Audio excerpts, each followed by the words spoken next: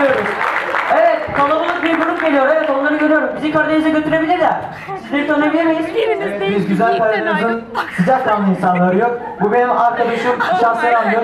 Bu da grubumuza sonradan katılan Deniz arkadaşımızdır. Ben de Temel Reis'im, beni tanımayan yoktur biliyorsunuz.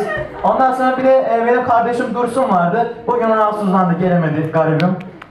O olmasa da biz sizi eğlendirmeye çalışacağız. Şimdi gelsin gösterelim. Peki, seyredelim.